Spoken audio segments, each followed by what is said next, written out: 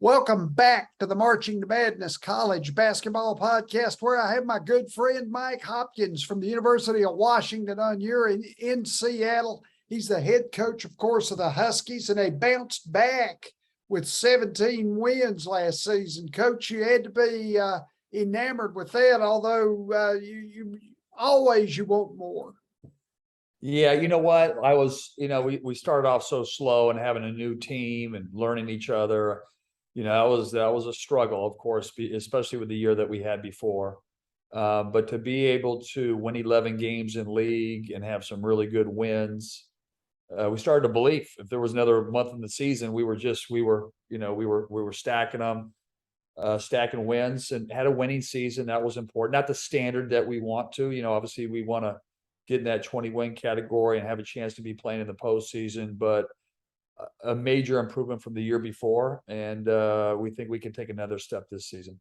Sure. Now you went 4-2 over your last 6 games, and like we said, it was a 12-game improvement.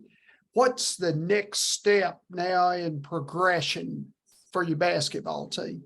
Well, I think, last year was a lot of new guys. I think there was a lot of lessons learned. And so progression for us was, we felt, we still haven't had that elite defense, which made us league champions and fighting for that the first 3 years. And so we wanted rim protection. And so we went out and we got a transfer of Frank Kepnang at Oregon, who's brings an incredible competitive spirit and shot blocking ability and defensive ability, and Braxton Mee from Fresno State, who we haven't had that size and that athleticism at the rim. And when you're playing zone, being able to, your ball gets in the high post or down low, we got guys now, I believe we can average 5, 6, 7 blocks a game combined, but also alter a lot of shots, which will be huge for our defense. So we solved that issue. The years before, we haven't been able to use our 8 weeks where we've had our entire team. And last year we struggled early. So this summer in the 8 weeks, we had everybody there. And so we just implemented our system earlier. Cool. And so it's, I'm excited. I haven't been as excited about a group in a long time, and feel like we're moving in the right direction. Well, now you got Jamal Bay back as your leading returning scorer. He had 16 games, I think, in double figures. What would be where he needs to go with his game to be your primary option? Well, 2 years ago, he averaged over 10 a game, but he shot, I think it was 52% from the 3-point line. This last year, he shot 31 or 32.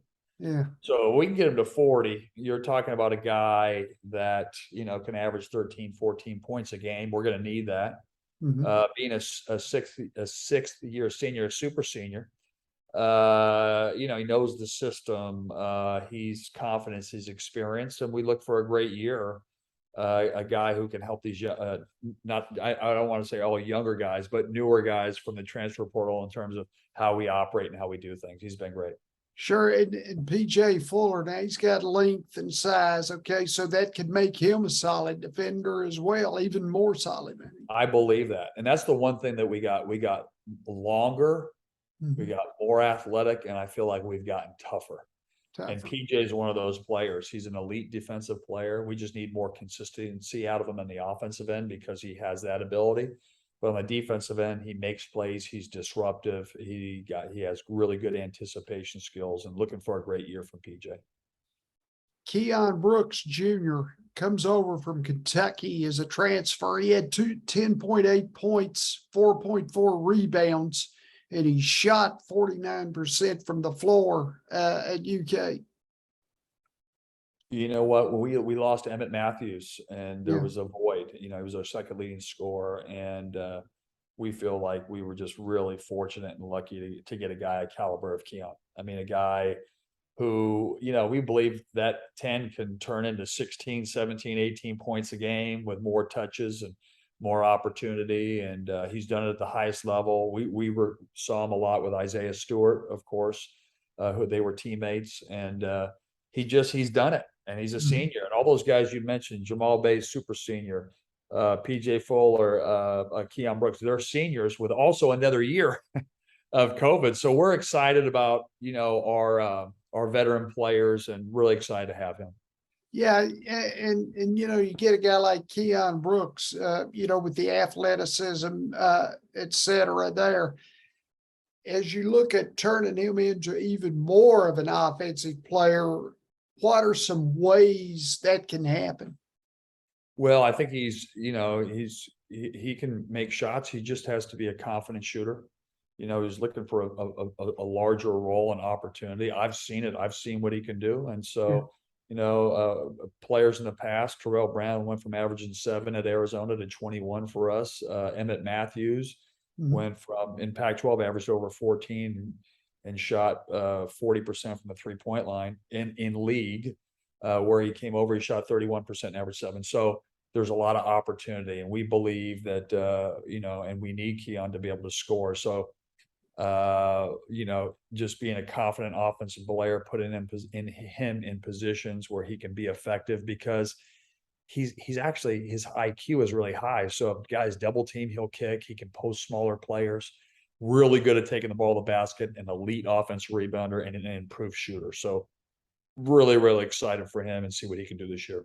Well, you got an interesting transfer. He comes from your rival, Washington State there. Noah Williams has good defensive ability.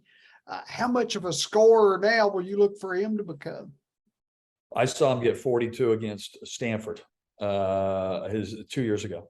Yeah. Here's a guy who averaged 14 and 6 in a league that had one of his best years in the NCAA tournament.